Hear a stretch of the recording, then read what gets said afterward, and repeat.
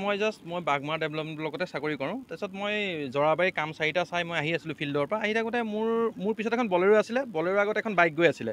তাৰপিছত যিহেতু এইটো আমি সাধাৰণতে স্পীড কণ্ট্ৰল জ'ন বুলিয়ে জানো, কাৰণ এটা স্পীড কেমেৰা বহে, গতিকে মোৰ গাড়ীৰ স্পীড 70 মান আছিলে। 70 মান থাকোঁতে কি হ'ল, মোক ক্ৰছ কৰি এখন বাইক গ'ল, হয়তো তেওঁ 72, 73 মানত হয়তো থাকিব পাৰে স্পীডটো। তাৰপিছত ছাডেনলি কি দেখিলোঁ, বাইকখন ঢলি পৰিল। মই ভাবিলোঁ এটা গৰু ছাগলী আহিল চাগে, গৰু ছাগলী অহাৰ কাৰণে বাইকখন ঢলি পৰিছে। তাৰপিছত যেতিয়া মই ওচৰলৈ গ'লোঁ, গোটেই ৰাইজ আহিলে, তেতিয়া চাইছোঁ এটা পহু। গতিকে এই কথাটো দেখি মোৰ এটা মুদ্ৰাৰ দুই পিঠিৰ নিচিনা ঘটনা, যে বন্যপ্ৰাণীটো ঢুকাইছে, আমাৰ বহুত দুখ লাগিছে। আৰু এফালে চাবলৈ গ'লে যে বাইক আৰোহীজনৰ আমি যদি আপুনি দেখে, তেওঁ বৰ বিশেষ একো দুখ পোৱা নাই। কিন্তু যিহেতু মই পিছত আছিলোঁ, কিন্তু পহুটো আপোনাৰ জঁপিয়াই আহিল তেওঁ সন্মুখলৈ।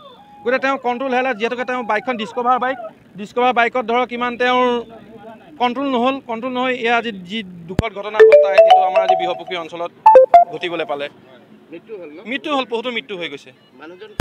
মানুহজন কথামপি ৰক্ষা পৰিল, তেওঁ থাকিব পাৰে, তেওঁক ছাইডতে বহুৱাই থ'লোঁ, কাৰণ তেওঁ পটককেতো যাব নোৱাৰে, অলপ দুখ পাইছে তেওঁ। বন বিভাগ